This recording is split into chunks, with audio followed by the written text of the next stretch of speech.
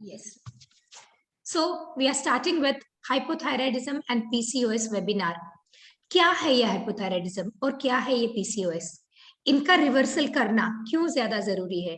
क्यों आज के दुनिया में हम लोग इतना तरसते हैं कि हमें अच्छा फिटनेस मिले, हमें अच्छी हेल्थ मिले, और इतनी ज्यादा कोशिशें करने के बावजूद भी हम अपने फिटनेस में या हमें अपने आप को खुश रखने में, हम अपने आप को हेल्दी रखने में कहाँ कमजोर पड़ रहे हैं? क्यों दुनिया इतनी मेडिसाइनल इसमें या आपके हेल्थ फैक्टर्स में या हेल्थ के पूरे पूरे विश्व में टेक्नोलॉजी इतनी एडवांस्ड हो चुकी है, लेकिन इसके बावजूद भी हमारी परेशानियां कम तो नहीं हुई? डे बाय डे वो क्यों बढ़ रही है?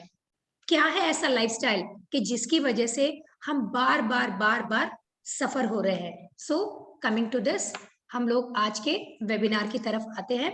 एंड पीसीओडी एंड पीसीओएस, उसके साथ साथ हाइपोथायराइडिज्म को हम अच्छी तरह से समझते हैं। सो आपकी परमिशन हो तो मैं कुछ अपने बारे में बताना चाहूंगी आपको।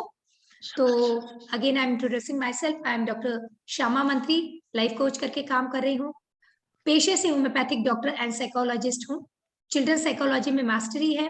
योगा प्राणायाम से रिलेटेड सभी सर्टिफाइड कोर्सेज होने के बाद पिछले 27 ईयर से मैं कोशिश कर रही हूँ कि जितने लोगों तक ये योग और प्राणायाम पहुंचा सकूं और उनके जीवन में कुछ चेंज ला सकूं, तो वो मेरी कोशिश, वो मेरा प्रयास जारी है। रेकी मास्टर हूँ और रेकी सिखाने के साथ साथ रेकी हीलिंग भी देती हूँ। डाइटिशियन हूँ। डाइट में हमारी सब औषधियाँ कैसी जुड़ी हुई हैं, हमारे किचन में से हम कैसे हील कर सकते हैं अपने आप को, ये सब सिखाती हूँ। एक पैशन बहुत बड़ा है कि जितना नॉलेज मेरे पास है वो नॉलेज सब लोगों तक शेयर करूं। और पैशन आज ये भी है कि इस मिशन से हमने आज के इस वेबिनार को शुरुआत करी है कि कितनी ज्यादा मात्रा में, ना कि इंडिया के, ऑल ग्लोबली जितने भी लोग इस हार्मोनल मिसबिहेवियर की वजह से त्रस्त है, उन लोगों तक मैं पहुंचूं या हमारी इंफॉर्मेशन पहुंचे। और हमारे रानाज वेलनेस सेंटर, ये जो एक बड़ा प्लेटफॉर्म है, इस प्लेटफॉर्म से हम उनकी नेचुरली कैसे मदद करें without any medication. Of course, the conditions do apply. There are few conditions where you require medications, but there are many a times there are such a condition where we are not requiring any such platform, but even then we are entering there without having a proper knowledge and proper guidance. Psychologist होने की वजह से मेरी हमेशा ये एक कोशिश रहती है कि सबसे पहले आपके मन, आपका सूक्ष्म शरीर, आपका दिमाग, आपका थॉट और आपके बिहेवियर, वहां तक मैं पहुंचूं और वहां से एक करेक्शन की शुरुआत करूं। क्योंकि आज भी मैं आपको सिखाने वाली हूं कि हार्मोनल चेंज भी कैसे आपके ब्रेन से शुरू होता है, आपके हॉर्मोन्स तक पहुंचता है, और वो सब आपके फिजिकल लेवल पे आपको कैसे अफेक्ट करता है। सो आज का वेबिनार ये है। हमारा रानाज वेलनेस क्या सिखाता है, इसकी ये थोड़ी छोटी सी इंफॉर्मेशन है। हठ योग के साथ साथ योगा के जितने भी टाइप्स है वो सभी हम यहाँ सिखाते हैं। मेडिटेशन सिखाते हैं। ओबेसिटी मैनेजमेंट, ये आजकल का बहुत बड़ा जो इशू है ओबेसिटी का, उसको मैनेज करने के हमारे कैंप्स होते हैं, वर्कशॉप्स होते हैं। डाइट कंसल्टेशन के साथ साथ लाइफस्टाइल को आपको कैसे बदलना चाहिए, और सिर्फ लाइफस्टाइल के छोटे छोटे नुस्खे वो अप्लाई करके आप आपके जिंदगी में बहुत बढ़िया चेंज कैसे ला सकते हैं। प्रीनेटल योगा, गर्भ संस्कार, जो बहुत जरूरी है, और आज विश्व में गर्भ संस्कार को बहुत मान्यता मिल चुकी है, ये भी हमारे रानाज वेलनेस सेंटर में पूरी तरह से, अच्छी तरह से सिखाया जाता है। And of course therapeutic and knowledge wise जितने भी workshops related to health, related to psychology and related to your behaviour, specially child and parent behaviour, ये हम यहाँ पे वर्कशॉप के रूप में लेते हैं। ये थी हमारी छोटी सी इंफॉर्मेशन जो हमारा वेलनेस क्लब चलता है वहां की। तो चलिए चलते हैं हम हाइपोथायराइड की तरफ।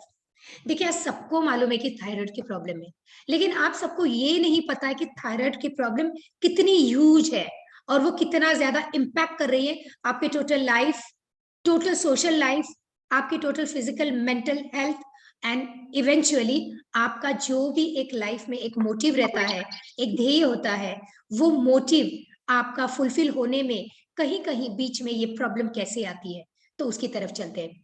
थायराइड पे फर्स्ट फोकस करेंगे। आप सबको पता है कि यहाँ पे हमारे trachea, as you can see here, ये ट्रैकिया, उसके जस्ट आगे, trachea is a wind pipe, उसके जस्ट आगे आप देख रहे हो बटरफ्लाई शेप में हमारी थायराइड ग्रंथि होती है। ये ग्रंथि अपने, ऐसे समझ लो कि जैसे एक पूरा शरीर होता है, एक ट्रेन की तरह है और उसमें एक इंजन होता है जो बहुत इंपॉर्टेंट है, जो आपकी पूरी पूरी बॉडी को चलाने वाला है, राइट। तो आप मान सकते हो ये थायराइड ग्रंथि एक इंजन की तरफ काम करता है। उसमें जो भी इन्वेस्टमेंट करोगे वो पूरा ट्रेन आपके शरीर वाली, आपके मन वाली, आपके दिमाग वाली वो ट्रेन ये थायराइड चलाने वाला है। तो ऐसा इंपॉर्टेंट है ये ग्रंथि का काम। ये ग्रंथि इतनी सी है लेकिन उसका कार्य हर एक सेल, हर एक पेशी के ऊपर, हर एक ऑर्गन के ऊपर इसका पूरा इफेक्ट पड़ता ही पड़ता है। तो ये है थायराइड ग्रंथि। थायराइड ग्रंथि का काम है दो अलग अलग टाइप के हार्मोन्स को सिक्रेट करना, one is T3 and second is T4। अब इसके पहले आपको जाना ऊपर पड़ेगा थोड़ा ब्रेन तक कि कहां से इसका रेगुलेशन शुरू होता है। तो इसका रेगुलेशन शुरू होता है अपने दिमाग में, अपने ब्रेन में हाइपोथैलेमस करके एक एरिया है। हाइपोथैलेमस से शुरू होता है TRH, that is thyroid regulating hormone. ये हार्मोन रिलीज होने के बाद ये पिट्यूटरी को सिग्नल भेजता है कि अभी आप TSH को प्रोड्यूस करो। TSH यानी थायराइड स्टिमुलेटिंग हार्मोन। अब ये TSH जब नीचे उतरता है वो हिट करता है आपके थायराइड ग्रंथि को कि आप अभी T3 और T4 को तैयार करो, ताकि ये दोनों ग्रंथि के ये दोनों हार्मोन्स मिला के आपकी पूरी बॉडी गवर्न करने वाले हैं। सो ये है टॉप की कार्यकारिणी, पिट्यूटरी ग्रंथि, उसके ऊपर वाला हाइपोथैलेमस और उसके नीचे वाला थायराइड। ये तीनों का एक एक्सिस माना जाता है। कहीं भी ये एक एक्सिस के एक ही जगह पे कहीं पे भी अगर कहीं फॉल्ट हो जाए, कहीं एक सॉरी डिसऑर्डर पैदा हो जाए तो आपको पूरी तरह से सफर करना पड़ता है। मैं ये बात अभी इसलिए बताना चाहती हूँ क्योंकि बहुत बार हम किसी और चीज पे फोकस करते हैं एक सिम्टम के, लेकिन हम ये नहीं समझने की कोशिश करते कि अरे हमें इस पे फोकस करना चाहिए कि रूट कॉज क्या है। T3 ये एकदम एक्टिव वाला हार्मोन है और T4 ये इनएक्टिव वाला हार्मोन है। ये दोनों मिला के आपके शरीर पे क्या काम करते हैं जरा हम देखते हैं इसकी तरफ। ये जो T3 और T4 ये दोनों हार्मोन है यानी टोटल थायराइड, ये आपके पूरे बॉडी के मेटाबॉलिज्म को रेगुलेट करता है। आप जो कुछ खाते हो, अनाज खाते हो, गुस्सा खाते हो, इमोशंस लेते हो, ये सब जो बातें हैं ये पचाने का काम, जैसे कार्बोहाइड्रेट है, प्रोटीन है, गुड और बैड टाइप का फैट है, ये सब कहाँ जाएगा, कैसे एनर्जी बनेगी, इसको उसका आगे क्या होगा और कैसे होगा, ये सबका रेगुलेशन करता है आपका थायराइड। दूसरा रेगुलेशन इसका होता है टेम्परेचर। बॉडी का जो भी टेम्परेचर है उसको प्रॉपरली रेगुलेट करना है। अगर ठंडी का मौसम है तो अंदर हीट जनरेट करना, अगर गर्मी का मौसम है तो अंदर ठंडक जनरेट करना, इन चीजों को बैलेंस करना। ये बैलेंस का सेक्शन पूरी तरह से इनके ऊपर सौंपा गया है, इनके पास है ये। इसके बाद और क्या रेगुलेट करता है, ये रेगुलेट करता है आपका मूड। आपका मूड कैसा रहेगा, आप डिप्रेशन में रहोगे, आप हंसते रहोगे, या आप जॉली रहोगे, या हर बार आप ऐसे मूड में रहोगे जैसे आपको कुछ करना ही नहीं है या आपको कुछ उमंग ही नहीं है। ये मूड स्विंग जो होता है ना, वो भी अगर थायराइड ग्रंथि ठीक नहीं है ना तो भी आपके मूड स्विंग्स होते हैं। उसके बाद और क्या रेगुलेट करता है, ये रेगुलेट करता है आपके मेंस्ट्रुअल साइकिल्स। ये रेगुलेट करता है कि कोई लड़की या कोई मिडिल एज वाली औरत या जो मेनोपॉज को आई है लेडी, तो उनके ओवरीज कैसे फंक्शन करेंगे, उनका यूट्रस के ऊपर यानी जो मेंस्ट्रुअल साइकिल से उनके ऊपर क्या और कैसे इफेक्ट होगा, ये भी यहाँ से रेगुलेट होता है। तो देखिए तीन अलग अलग जगह के और इम्पोर्टेंट जगह पर इनका पूरी तरह से थायराइड का इफेक्ट होता है। क्यों आज हमने थायराइड को ही लिया है, क्योंकि जब हाइपोथायराइडिज्म यानी थायराइड जो प्रोड्यूस कर रहा है T3 T4, इनकी लेवल जब कम हो जाती है तो वो जो डिसऑर्डर बनता है उसको हम बोलते हैं हाइपोथायराइडिज्म। यानी हाइपो यानी कमी पैदा होना, कमी होना, कम होना किसी चीज का इन अ लेजर फॉर्म। तो जो प्रोडक्शन है T3 और T4 का जब वो कम हो जाता है, it is known as hypothyroidism. और आपकी जानकारी के लिए एक इंफॉर्मेशन देना चाहती हूँ, 34% of India population is towards hypothyroidism. अब 34% ऑफ इंडिया की पॉपुलेशन में मेल फीमेल दोनों आते हैं, लेकिन फीमेल और ज्यादा इसमें अफेक्टेड है। 65% of the females are the females from this 34% of the population. तो देखिए कितना बड़ा रेशो है।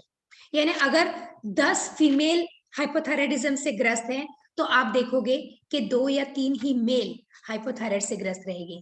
यानी इतना ज्यादा इफेक्ट ये हार्मोनल डिस्टर्बेंस का, हाइपोथायराइडिज्म का आज लेडी पे होते जा रहा है। और खास करके अगर वो लेडी रिप्रोडक्टिव एज में है, स्टार्टिंग फ्रॉम द 15 टिल 35, इस रिप्रोडक्टिव एज में, और specially during pregnancy, just before pregnancy या during conception period when they are planning for a baby, ऐसे टाइम पे अगर इनको थायराइड की प्रॉब्लम पैदा हो जाती, स्पेशली हाइपोथायराइड इसकी प्रॉब्लम पैदा हो जाती, तो मिसकैरेज हो सकते हैं, प्रेगनेंसी में बड़ी प्रॉब्लम आ सकती है, या इनफर्टिलिटी यानी गर्भ नहीं रहना इतना बड़ा इश्यू भी हो सकता है।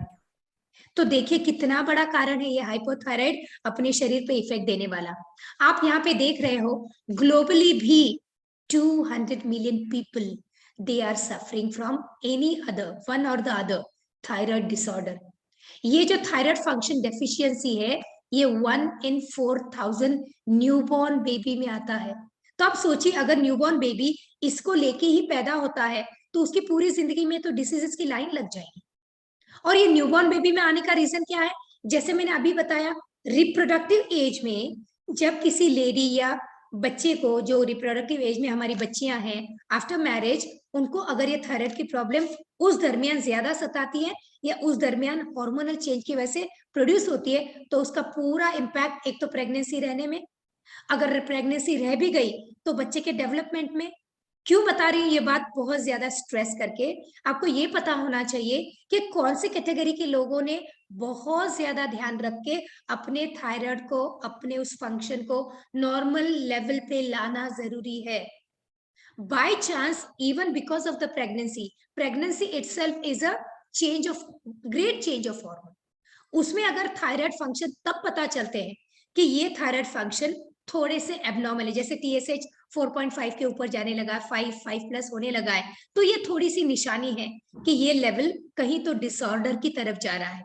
उस टाइम पे दिस इज एन अलर्टनेस रहना जरूरी है। ये आपको अलर्ट करता है कि कहीं ना कहीं बेबी की growth in the womb it is going to affect it. और अगर ये अफेक्ट हो जाती है तो ये इस अफेक्शन की वजह से बेबी में बाय बर्थ ये वाली प्रॉब्लम जो हाइपोथायराइडिज्म वो तो आ ही सकती है, इससे ज्यादा और कोई ग्रोथ रिलेटेड इश्यूज भी आ सकते हैं। ये क्यों बता रही हूँ? क्योंकि थायराइड का एक और फंक्शन होता है कि बाकी के हार्मोन्स को भी रेगुलेट करना। फॉर एग्जाम्पल इंसुलिन को रेगुलेट करना, ग्रोथ हार्मोन को रेगुलेट करना, या एड्रेनालिन, जैसे वहां से जो जो हार्मोन्स निकलते हैं उनको रेगुलेट करना, ये भी काम आपके थायराइड ग्रंथि को करना पड़ता है। I again request everyone, as soon as you join, please mute yourself if you are not. Thank you so much. Be there, have your questions on paper. आपको मैंने बताया था कि आप डायरी पेन लेके बैठिए, आपका कोई क्वेरी रहेगा आप लिख दीजिए, एंड में I will give some chance question answer round में आप उसको पूछिएगा, ठीक है? तो आपको ये पता चल गया कि why this is very very and very important lifestyle disorder. क्यों लाइफस्टाइल डिसऑर्डर? क्योंकि क्या हो गया, क्या होंगे उसके पॉजिटिव फैक्टर्स, क्यों ग्लोबली इतना ज्यादा हो गया? Before coming to the symptoms we will come to positive factors, और वो कॉजेस क्या है उसके बाद हम सिम्टम्स की तरफ जाते हैं। Causes, there are so many causes. Hypothyroidism होने के बहुत सारे रीजन है। हम न्यूबॉर्न बेबी से ही शुरू करते हैं ना, जैसे अभी बताया, अगर मदर ड्यूरिंग प्रेगनेंसी या प्रीवियसली ऑल्सो मदर में जेनेटिकली ऐसा कुछ है कि वो हाइपोथायराइड से ग्रस्त है, तो पक्का आपका बेबी वो लेके पैदा होने के चांसेस बढ़ जाएंगे। ये एक हाशिमोटोस डिसीज करके, हाशिमोटोस डिसीज यानी क्या है? कुछ ऐसे टाइप के थायराइड है कि वो थायराइड आपको मेडिसिन लेने पे मजबूर करते हैं, सिर्फ लाइफस्टाइल को चेंज करके आप उसे चेंज नहीं कर सकते हैं। हाशिमोटो में ऐसा होता है, ऐसे एंटीबॉडीज बन जाते हैं, वो आपके थायराइड के फंक्शन के अगेंस्ट काम करने लगते हैं। और जब वो थायराइड फंक्शन के अगेंस्ट काम करने लगते हैं तो अपने आप थायराइड का क्या फंक्शन है? T3 और T4, एक्टिव एंड इनएक्टिव, ऐसे वाले पैसिव वाले हार्मोन को बनाना। तो वो दोनों बनना कम कम कम होने लगता है, और वो कम होने का एक नतीजा फिर से हाइपोथायराइडिज्म और उससे रिलेटेड सब सिम्टम्स, जिसकी तरफ हम आगे आ रहे हैं। ये एक रीजन है हाशिमोटोस डिसऑर्डर। थायराइडाइटिस यानी क्या? आइटिस यानी इन्फ्लेमेशन। आपके थायराइड ग्रंथि में सूजन आ गई है, वो ग्रंथि बढ़ गई है, वहां इन्फ्लेमेशन हो गया, तो ये भी एक रीजन है हाइपोथायराइड होने का। कंजेनाइटल, जैसे मैंने अभी बताया कि बाय बर्थ ही एक बेबी लेके आ जाता है, इसके बारे में हम अभी बात कर चुके हैं कि बाय बर्थ बेबी में अगर आता है तो ये तो बहुत बड़ा लाइफस्टाइल के लिए, पूरे लाइफ टाइम के लिए बेबी के लिए एक प्रॉब्लम बन जाता है। इसीलिए इसका करेक्शन हम प्रायर लेवल से करना चाहिए, because prevention is always better than cure. और एक किसकी वजह से हो सकता है, और एक रीजन ये हो सकता है कि जब आपका थायराइड किसी भी कारण की वजह से, आजकल कैंसर भी बहुत बढ़ने लगे हैं, या कहीं गठान भी आ जाती है, तो डॉक्टर आपको एडवाइस करते हैं कि ये पोर्शन में गठान है, आप उस गठान को निकाल दो, यू रिमूव दैट। तो आप सर्जिकली उस पोर्शन को रिमूव कर देते हैं, और as soon as you remove that portion, भगवान ने सोच समझ के उतने उतने ही अवयव, उतने उतने ही फंक्शन दिए हैं, उससे ज्यादा हमारे पास कोई रिस्टोरेशन नहीं है। तो जब ये निकल जाता है तो आपके बॉडी में अपने आप इनके हार्मोन्स की कमी पैदा होती है, and you suffer from hypothyroid.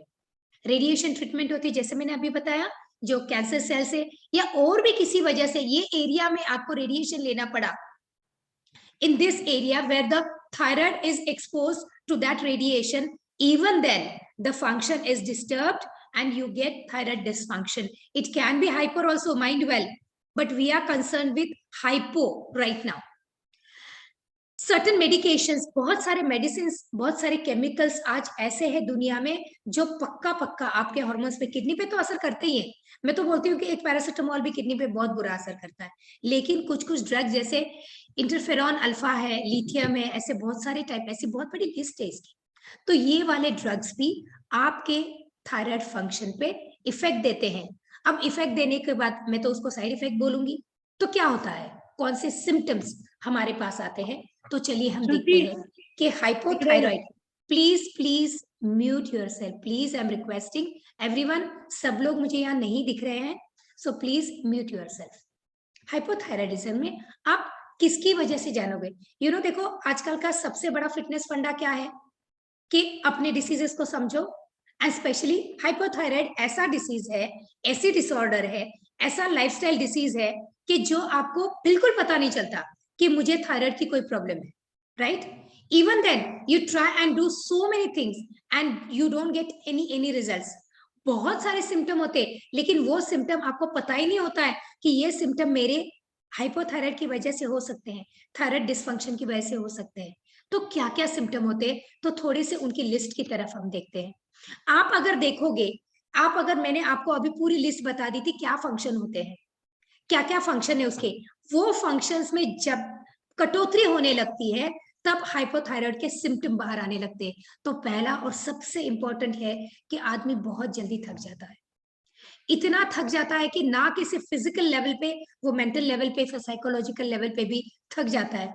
कभी ऐसे कुछ चैलेंजेस वाली बातें उनके जिंदगी में आती है तो वो बोलते कि नहीं, मेरा दिमाग बहुत थक गया है, मैं अभी इससे ज्यादा सोच नहीं सकता या नहीं सकती हूँ। उनके मेमोरी में प्रॉब्लम आने लगती है। शॉर्ट टर्म लॉस मेमोरी तो होता ही होता है, लॉन्ग टर्म लॉस मेमोरी भी होने लगता है। छोटी छोटी बातें, एकदम छोटी सी बातें वो जल्दी से भूलने लगते हैं। ऐसे लगने लगता है कि हम ऐसे नहीं थे और अचानक से ऐसा डिमेंशिया या ऐसा लॉस ऑफ मेमोरी क्यों होने लगा है, ये उन्हें भी अचरज होने लगता है, क्योंकि उन्होंने आज तक ये चीजें नोटिस ही नहीं करी कि इतने दिनों से मेरे साथ ये हो रहा है। डिप्रेशन में चले जाते हैं फिर, क्योंकि मेमोरी खराब होने लगी है, चीजें ढंग से साइकोलॉजिकल नहीं होने लगी है। बहुत बार सर दुखने लगता है, सर घूमने लगता है, चक्कर जैसे होता है, ऐसा लगता है कि इतना फटीग है कुछ काम नहीं करे। जब ये सिचुएशन आती है तब आपको समझना चाहिए कि पक्का हो सकता है कहीं ना कहीं तो थायराइड में गड़बड़ी है, क्योंकि इंडिया में 10 में से 1 मेल और 10 में से 3 या 4 फीमेल्स थायराइड की तरफ जा रही है। सेकंड बहुत इंपॉर्टेंट वाला, हाँ यहाँ पे और एक बात बतानी है कि जल्दी से टेंशन लेना और जल्दी से इरिटेबल होना, बहुत जल्दी रिएक्ट कर देना। हम लोग ना रिप्लाई की अपेक्षा करते हैं, लेकिन हम खुद कभी रिप्लाई नहीं देते। We keep on reacting to everything, क्योंकि हम इरिटेबल रहते हैं, टेंशन लेते हैं। और इन सब का इफेक्ट कहाँ पे होता है, आपके स्लीप पैटर्न पे होता है। आपको नींद ठीक से नहीं आती है, नींद उड़ जाती है, ये एक पैटर्न है। लेकिन हाइपोथायराइड में और क्या देखा गया मालूम है, कि आप विदाउट एनी रीजन बहुत ज्यादा समय तक लेटे रहते हो।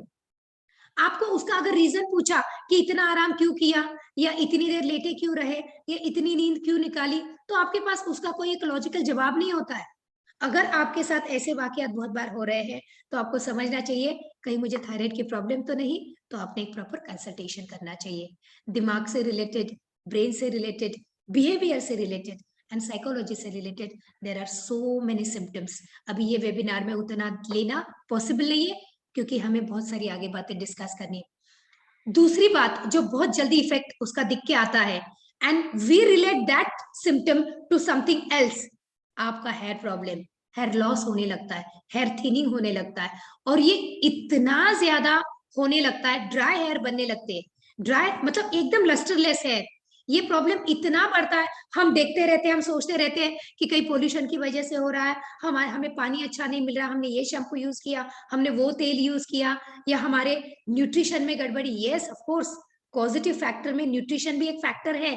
गलत वाला न्यूट्रिशन, गलत वाले जो इंग्रेडिएंट जो मिलने चाहिए वो नहीं मिलते, जो नहीं मिलने चाहिए वो मिलते हैं। इन सब बातों का directly it is related to thyroid and it comes again. Output क्या है उसका, आउटकम क्या है कि thinning of the hair and many many hair problem. जहां घर में देखो वहां वहां बाल होते हैं, जहां आप पे बेड पे देखो रात को सोने के बाद बाल मिलते हैं, आपके कपड़ों पे बाल मिलते हैं, आपके कोम पे बाल मिलने लगते हैं। अगर ऐसा है तो यू कैन जस्ट थिंक कि कहीं मेरा ये सिम्टम उसकी तरफ तो मैं नहीं मुझे लेके जा रहा है।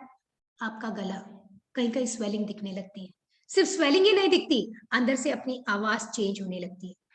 आवाज चेंज होने के साथ साथ अगर आप आपका चेहरा देखोगे तो पफीनेस आने लगता है, ऐसे लगता है कि हम बहुत देर सोने के बाद जैसा एक पफीनेस है वो पफीनेस। और एक सिम्टम में आपको इंपॉर्टेंटली बताना चाहती हूँ कि हमारा चेहरा, मतलब ऑफ कोर्स हमारा इन द सेंस जिनको थायराइड के नजदीक, हाइपो के नजदीक जा रहे हैं उनका चेहरा कहीं तो एक्सप्रेशन लेस होने जा रहा है। उनके एक्सप्रेशंस बहुत बार समझ में ही नहीं आते। नहीं तो आदमी का चेहरा भगवान ने ऐसे बनाया ना कि हम बोलते हैं ना उसका चेहरा बोलता है, उसके फेशियल एक्सप्रेशन से पता चलता है मन में क्या चल रहा है, उसकी आंखें बोलती है। लेकिन यहाँ पे हाइपोथायराइड में आपको दिखेगा कि उनके चेहरे के एक्सप्रेशंस काफी हद तक बहुत सारे इनर्ट की तरफ, यानी कोई एक्सप्रेशन नहीं, एक्सप्रेशन लेस चेहरा। आंखों के वहां सॉकेट के वहां पे आपको स्वेलिंग नजर आती है along with the facial puffiness, enlarge thyroid gland दिखने लगता है, आपका वेट गेन होने लगता है। क्यों? क्योंकि आपका मेटाबॉलिज्म पूरी तरह से हैम्पर हुआ है। जैसे हमने देखा कि थायराइड ही डिसाइड करता है कि आपके अंदर ली हुई एनर्जी का एक्सपेंडिचर कैसे होगा, कितने टाइम में होगा, कौन से समय में होगा, और कौन सी चीज कहाँ पे फैट के रूप में बैठेगी या फैट को बर्न करेगी। यहाँ पूरा स्लगिशनेस आ गया, गट में पूरा स्लगिशनेस आ गया, वेट गेन धीरे धीरे होते जाता। हम हमारा खाना तो कम नहीं करते, लेकिन स्लगिशनेस की वजह से, डिक्रीज मेटाबॉलिज्म की वजह से आपको आपके गट में बहुत स्लो रिएक्शन, स्लो एक्शन मिलेगी, and because of that you may go towards constipation. And yes, constipation is one major symptom. पेट साफ नहीं होना, ज्यादा दिनों तक नहीं भी गए तो भी कॉल नहीं आना, ऐसे सिंपल वाले सिम्टम भी थायराइड के हो सकते हैं। Sluggishness of peristaltic movement is also one reason to get the constipation. और कॉन्स्टिपेशन होने की वजह से, स्लगिश डाइजेशन होने की वजह से आपका weight step by step put on होता है एंड ओवरऑल बॉडी का वेट ज्यादा बढ़ने लगता है। ये सिर्फ आपका गट का प्रॉब्लम नहीं है, स्लगिशनेस आपके हार्ट के एक्टिविटी में भी दिख जाती है, हार्ट रेट स्लो होने लगता है, you may go towards bradycardia, slow heart rate, weakness महसूस होने लगती है, आपको दम लगने लगता है, आपको ऐसे लगता है कि थोड़े से कहीं चढ़े, कुछ एक्स्ट्रा काम किया, कुछ वेट उठाया तो हांफने लगते हैं, सांसें आपकी फूलने लगती है। अगर ये भी एक आपका सिम्टम है तो you can think of hypothyroidism. Skin पे तो इसका इफेक्ट आप पूछिए मत। हमने एक देखा था थायराइड का फंक्शन, वो क्या था? थायराइड के एक फंक्शन में आता है रेगुलेटिंग टेम्परेचर, बॉडी टेम्परेचर को मेंटेन करना। यहाँ बॉडी टेम्परेचर का मेंटेनेंस ही इतना गड़बड़ हो जाता है, स्किन पूरी तरह से ड्राई होने लगती है। जैसे हेयर ड्राई बनते हैं तो रफ स्किन बनने लगती है बिकॉज ऑफ द ड्राइनेस। आपके मसल्स में भी इसका इफेक्ट दिखने लगता है, ड्राइनेस जहां जहां आने लगता है तो आपके मसल्स में क्रैम्प्स आने लगते हैं। जैसे हम पानी बहुत कम पीते हैं, उसके बाद जैसे मसल एक क्रैम्प शुरू होता है ना, जस्ट लाइक दैट। और आपको पता है विटामिन D3 कम होने की वजह से भी ये सिम्टम बाहर आने लगते हैं, हम उनकी तरफ बाद में आएंगे।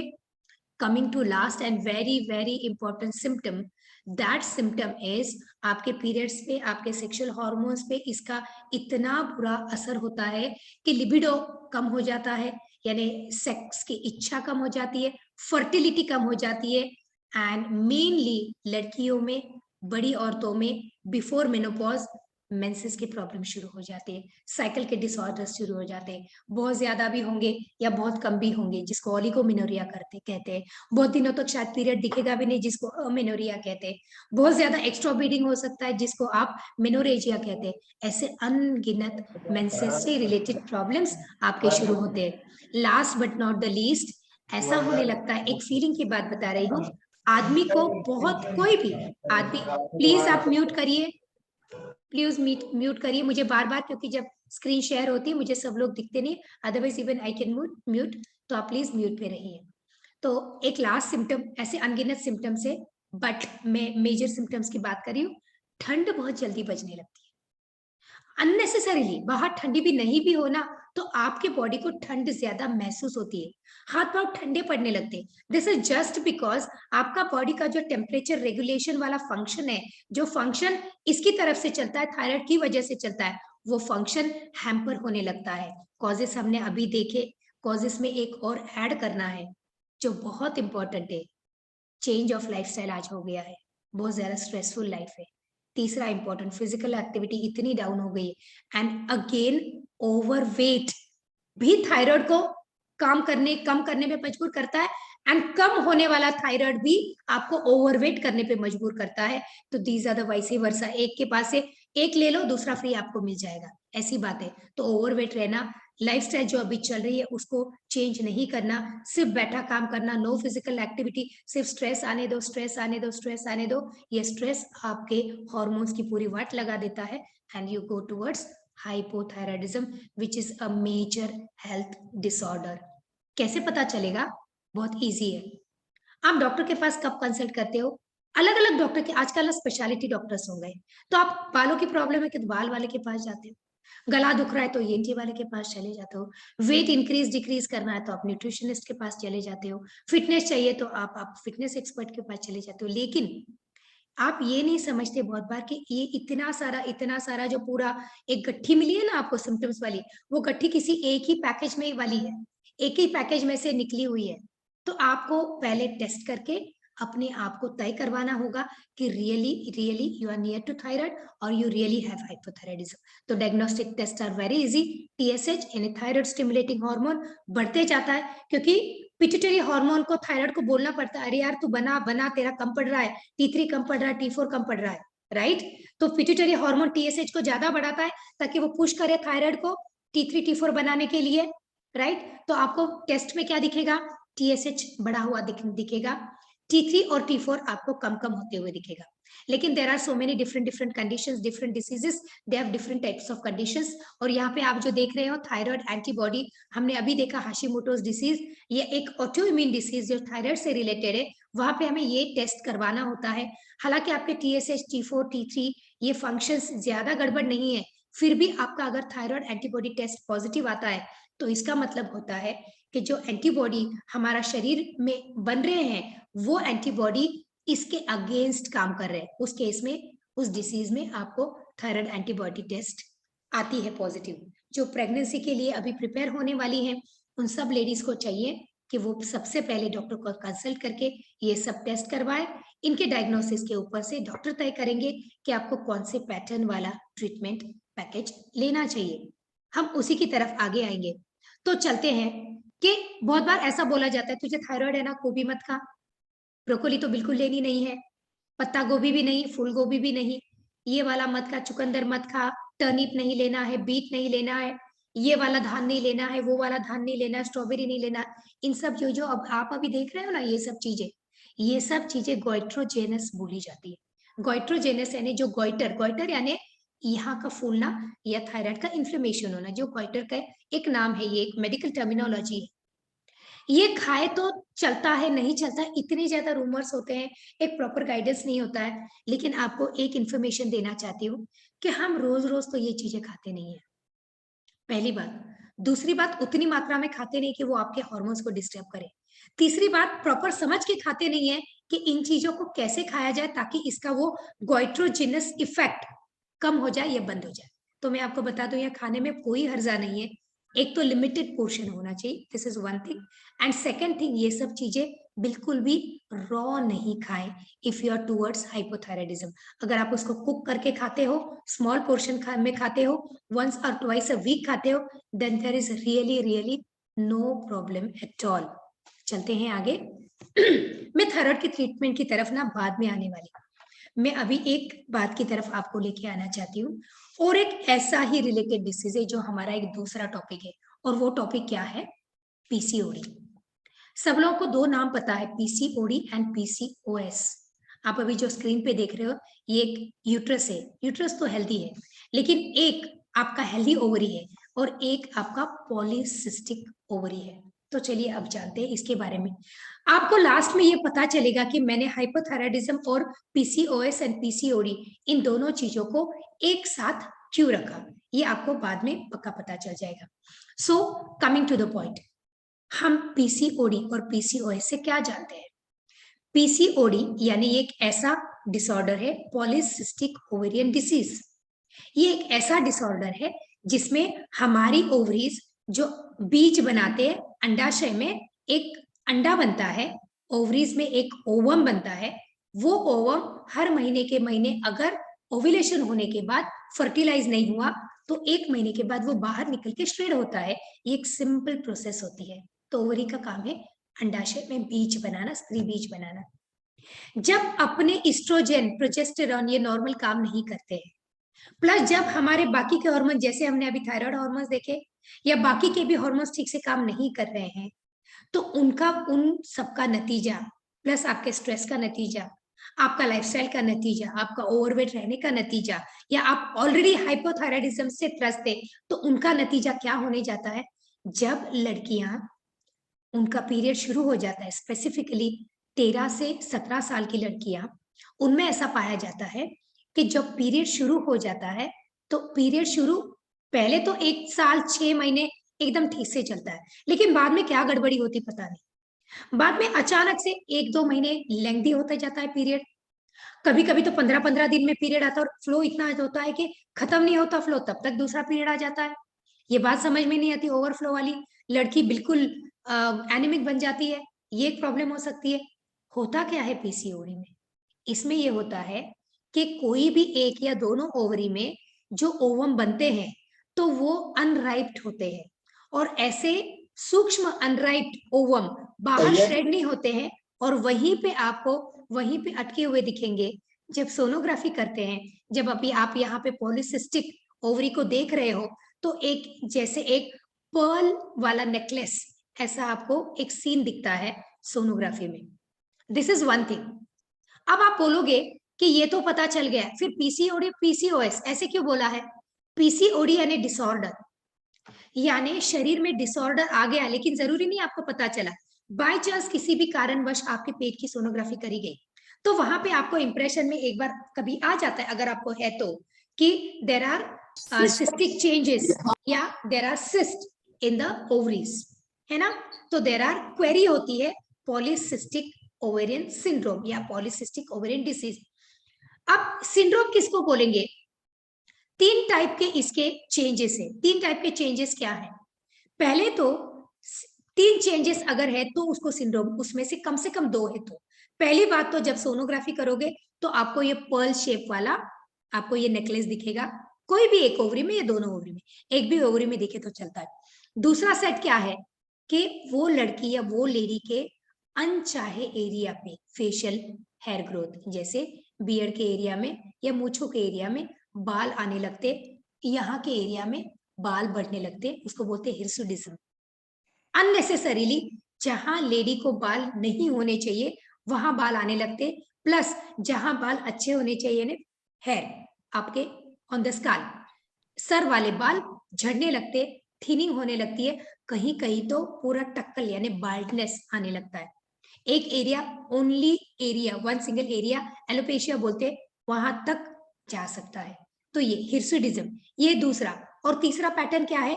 Changes in the menstrual cycle, जो मैंने अभी आपको बताया। ये तीन में से कोई भी दो पैटर्न अगर किसी लेडी में, किसी लड़की में दिखते हैं, डॉक्टर के पास जाके आप उसको कोरिलेट करने को बोलते हैं, तब वो आपको बोलेंगे कि you have PCOS. So S is syndrome, OD यानी it is disorder, PCOD is disorder, that is the only change. एक ही सिक्के के दो पहलू है. PCOD जब बहुत बढ़ने लगता है और बाहर आपके सिम्टम बताने लगता है, तब जाके वो PCOS कहलाता है. Okay, the treatment is one and the same. Hopefully you understood everything. आपको अगर कुछ भी प्रॉब्लम है, कोई भी क्वेरी है, प्लीज प्लीज अपने क्वेरीज आप लिखते जाइए. कमिंग टू नेक्स्ट, क्या होता है PCOD होने के बाद? जब PCOD होता है तो हर एक के शरीर में, जैसे स्त्री के शरीर में स्त्री हार्मोन यानी एक वुमेन्स के लिए जो हार्मोन बनाया गया है, फीमेल हार्मोन ज्यादा मात्रा में होता है, वही मेल में पुरुष वाला हार्मोन यानी मेल हार्मोन, टेस्टोस्टेरोन बोलते हैं हम उसे, वो ज्यादा मात्रा में होता है. हर एक में यानी एक पुरुष में कहीं ना कहीं स्मॉल स्केल में स्त्री हार्मोन है और एक स्त्री में कहीं ना कहीं स्मॉल स्केल में पुरुष हार्मोन है, that is testosterone. PCOD PCOS में होता क्या है कि ये टेस्टोस्टेरोन की मात्रा जब आप चेक करते हो, ब्लड चेक करवाते हो, तो वो ब्लड चेकअप में आपको टेस्टोस्टेरोन की मात्रा ज्यादा मिलेगी. ये सब कहा, ये सब फंक्शन आपके ब्रेन से शुरू होते हैं डिस्टर्ब होने के लिए. FSH यानी फॉलिकल स्टिमुलेटिंग हार्मोन भी आपको ज्यादा मात्रा में मिलेगा. उसके बाद ल्यूटिनाइजिंग हार्मोन आपको ज्यादा मात्रा में मिलेगा, आपको प्रोलैक्टिन ज्यादा मात्रा में मिलेगा. ये सभी हार्मोन्स आपके यूट्रस और ओवरीज से क्या उनके फंक्शन से रिलेटेड है. इतना बड़ा डिसफंक्शन हो सकता है PCOS का, और वो स्टार्ट होता है एट द एज 15-16 जब पीरियड स्टार्ट होता है. ठीक है, ये था आपका polycystic ovary. 1 in every 5th of woman or girl in India they have PCOD और PCOS. इतना ज्यादा इसका रेशियो. और इसका एक बहुत बड़ा रीजन हाइपोथायराइड भी है. इसके लिए मैंने हाइपोथायराइड पहले लिया और बाद में PCOD लिया.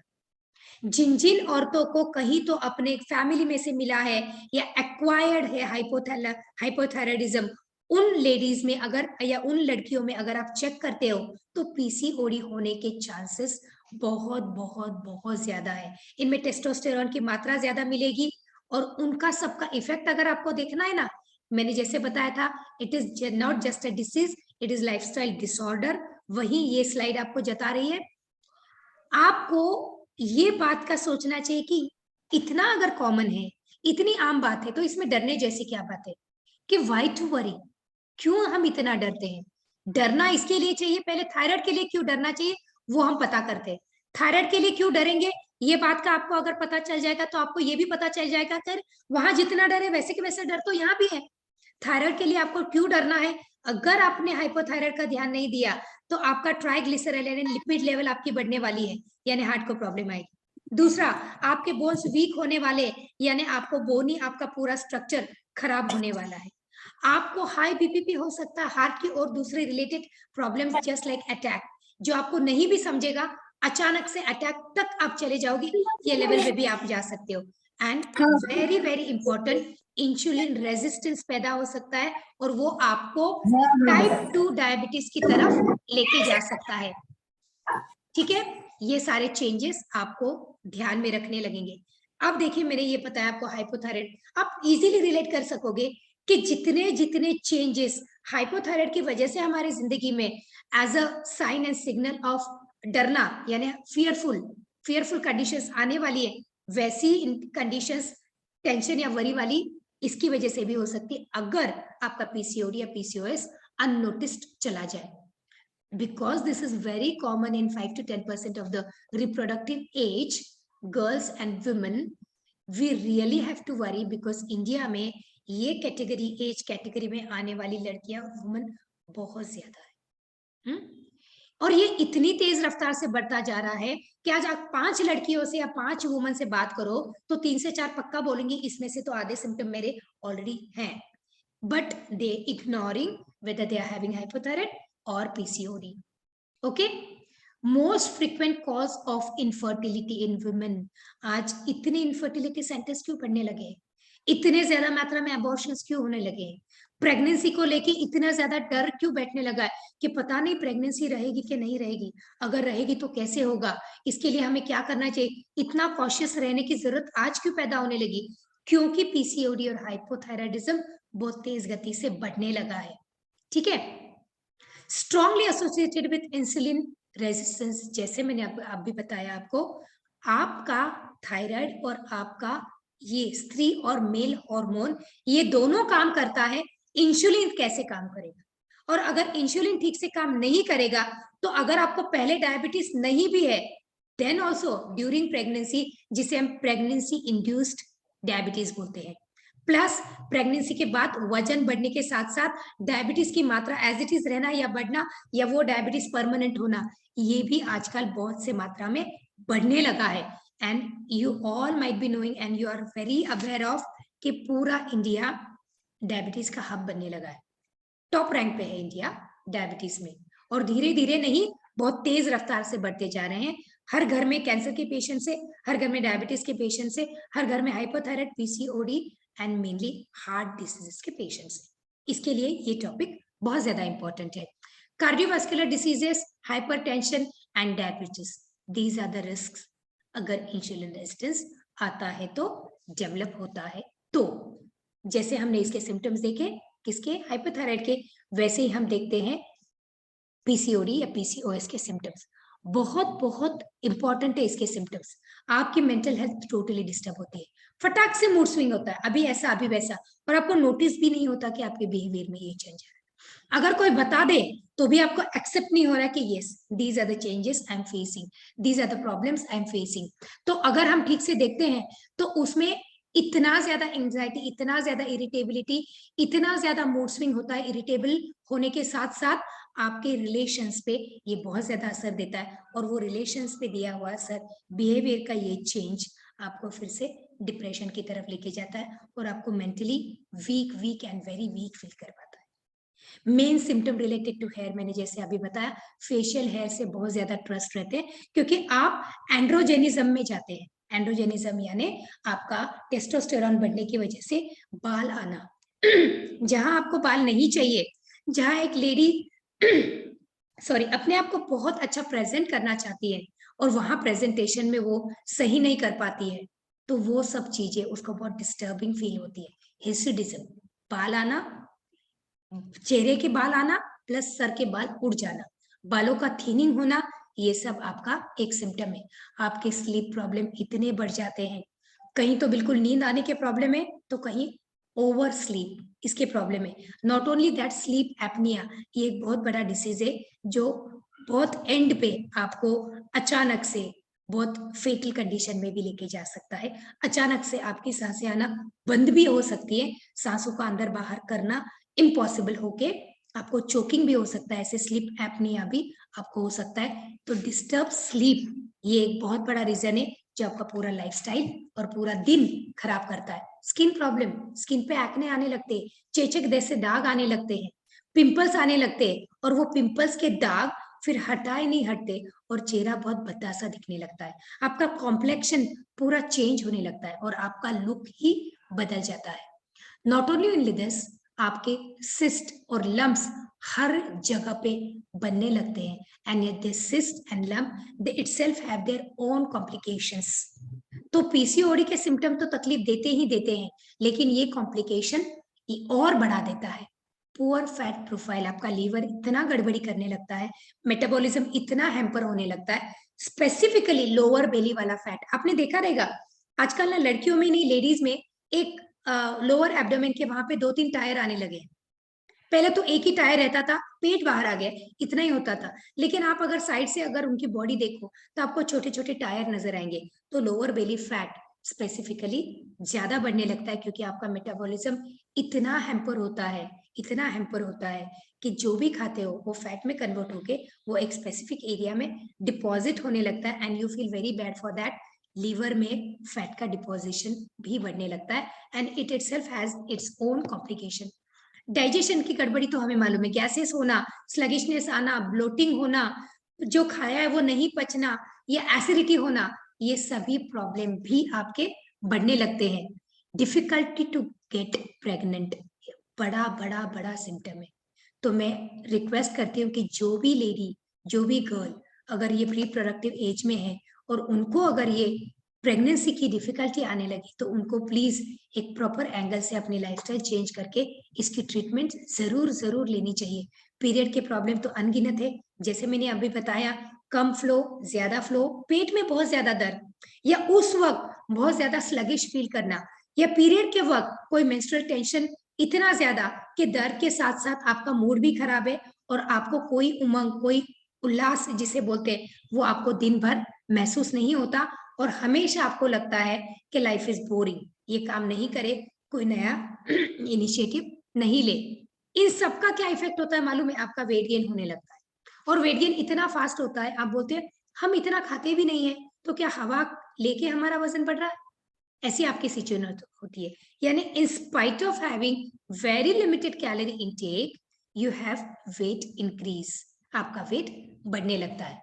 तो ये प्रॉब्लम के साथ साथ ओवरऑल में आपके शरीर से एनर्जी लेवल पूरी डाउन हो जाती है, इतनी डाउन हो जाती है कि बार बार लेटने का मन करता है, बैठने का मन करता है, या काम छोटे छोटे पोर्शन में करने का मन करता है। तो ये थे आपके पीसीओडी के सिम्टम्स। क्या है एंड्रोजन एक्सेस? मैंने अभी बताया कि हिर्सुडिज्म आप देख रहे हो, कितने हेरी बाल, ये यहाँ पे हेरी पोर्शन बन जाता है, जैसे मुस्टैच आ गई है इतना, उसके साथ साथ बियर्ड आ गई है उतना, ऐसे दिखने लगता है चेहरा कि हमें खुद को वो पसंद नहीं आता। चेहरे पे चेचक जैसे दाग या पिंपल्स जैसे, एक्नी जैसे आपको प्रॉब्लम आनी शुरू हो जाती है। बाल इतने थिन और इतने गिरने लगते हैं, ऐसे लगता है कि अभी इतने थिक बाल थे, लेकिन बालों का वॉल्यूम भी कम हो गया है और कहीं कहीं बाल्डनेस आने लगा है। और ये 3 प्रॉब्लम से आज की लड़की, आज की वुमन, और अगर बाय चांस किसी को एक बड़े एज में भी ये पीसीओडी, पीसीओएस की प्रॉब्लम होने लगती है बड़े लेडी में, मेनोपॉज के नजदीक, तो उनको भी ये सब प्रॉब्लम बहुत ज्यादा सताती है। पहले जैसे हमने हाइपोथायराइडिज्म के रिस्क देखे, तो इनके भी लॉन्ग टर्म रिस्क है।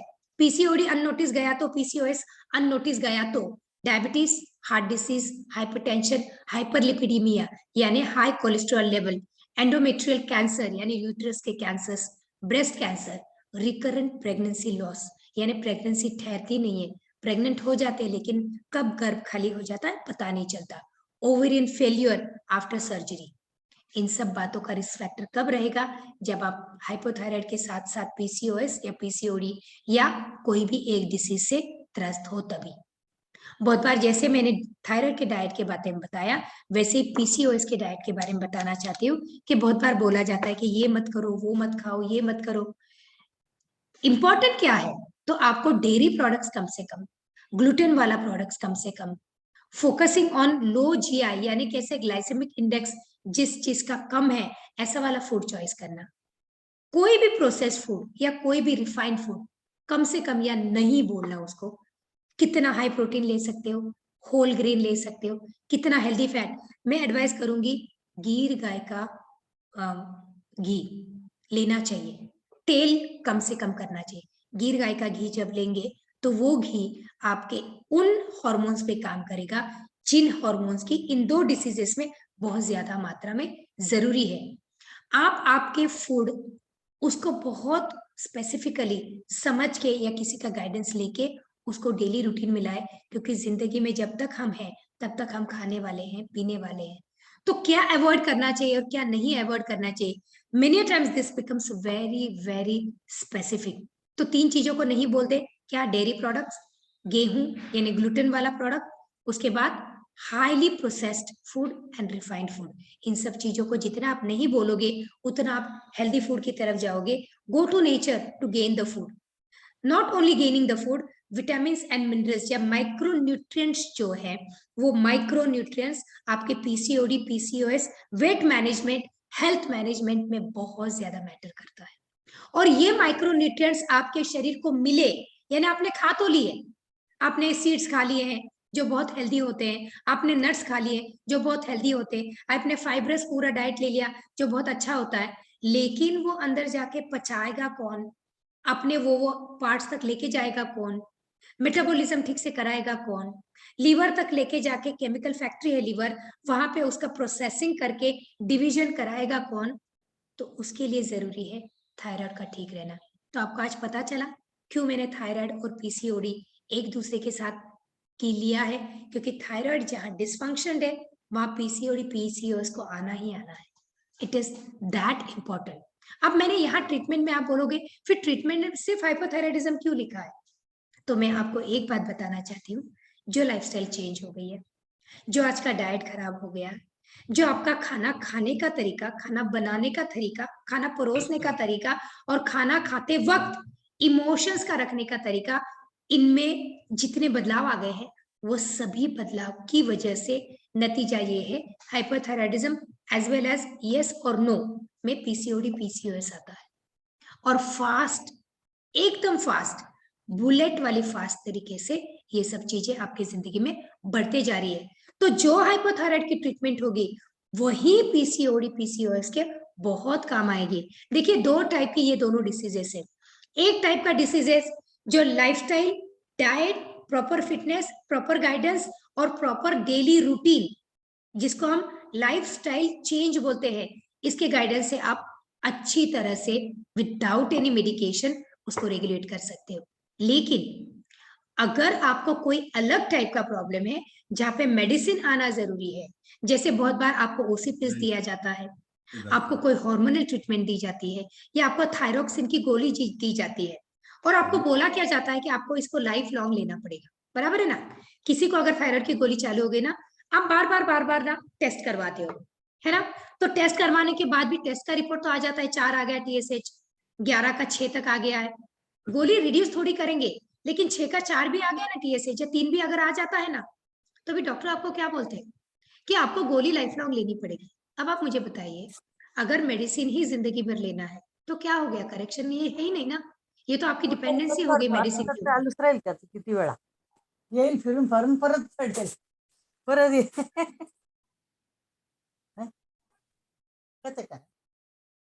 जो भी बात करे प्लीज आप अनम्यूट होंगे, अनम्यूट हो जाएंगे, आप अनम्यूट है। हिला आहे ना श्रुतीला पीसीओडीचा ज्यांनाही बोलायचं ना, मी तुम्हाला नंतर वेळ देते, त्यावेळेला तुम्ही बोला, ओके? आता तुम्ही बोलू नका आणि म्यूट व्हा, राइट? सो आप देख रहे हो, जो थायराइड की ट्रीटमेंट रहेगी वही पीसीओडी की रहेगी, और जो पीसीओडी की रहेगी वही ट्रीटमेंट आपको थायराइड को भी कम करने में मदद होगी। आज आपको कोई ऑप्शन नहीं है इन चीजों को करेक्ट करने के अलावा, लेकिन करेक्ट करने के पहले समझ के तो लेना चाहिए कि मुझे है या नहीं है। कौन सी चीजें जिससे आप करेक्ट कर सकते? Healthy diet is first, not missing exercise is second, good type of fitness आपके प्रॉपर चॉइस ऑफ एक्सरसाइज से ही होगा, जिसमें I would advise you to go towards yoga. योग के जितने भी और प्राणायाम के जितने भी टाइप है, मुद्राएं, बंद, ये जितने भी टाइप है, वो डायरेक्टली आपको इफेक्ट करते, हिट करते आपके हार्मोन्स को, आपके ब्रेन को, जहां से ये सब चीजें, जैसे हमने सीखा था, हाइपोथैलेमस, पिट्यूटरी, थायराइड, ओवरीज, इन सब को लेके चलता है योग। बहुत बड़ी ट्रीटमेंट है उसमें। स्ट्रेस मैनेजमेंट करना योग में आता है, लेकिन स्ट्रेस मैनेजमेंट के बहुत से अलग अलग फंडे, आपको कौन से टाइप का स्ट्रेस है वो आपको पहले देखना पड़ेगा, उसको पहले पॉइंट आउट करना पड़ेगा, and then you should take treatment for that.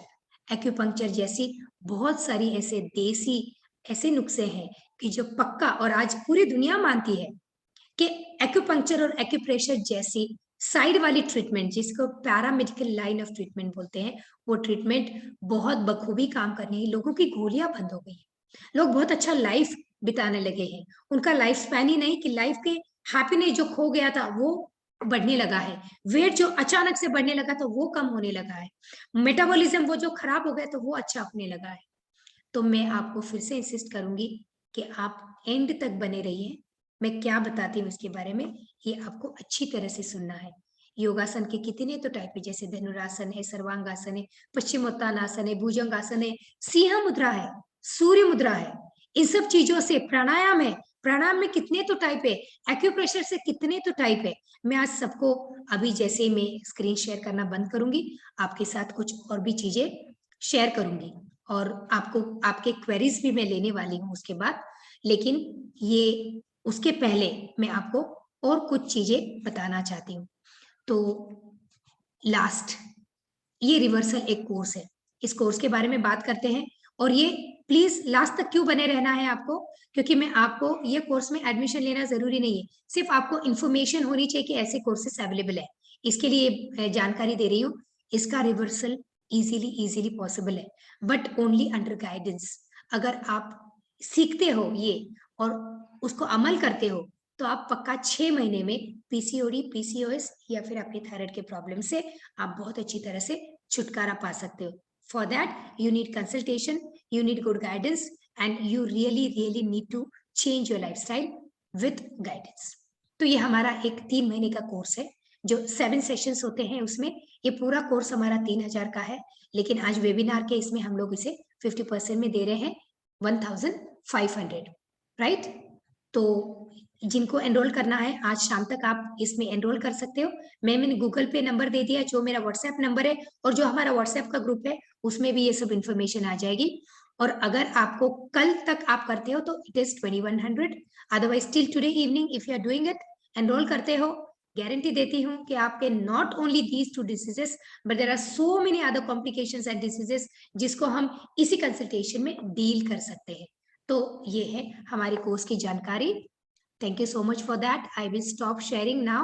Again, if you want, you can take screenshot of this, or in your group, you will get every information. And really thank you so much. But don't quit. हम अभी question answer session लेते हैं. Let me stop sharing. अब अगर आपके कोई queries हैं, तो आप मुझे अभी पूछ सकते हो, ठीक है? आप चैट बॉक्स में भी डाल के पूछ सकते हो, या आप अनम्यूट होके मुझे पूछ सकते हो, बट ओनली 1 by 1। अगर कोई और बात कर रहा है तो आप प्लीज रुक जाना, सिर्फ हम 10 क्वेश्चंस लेते हैं, हो सकता है आपकी क्वेरी किसी और का भी वही सेम प्रॉब्लम हो सकता है। So yes, anyone who want to ask any questions?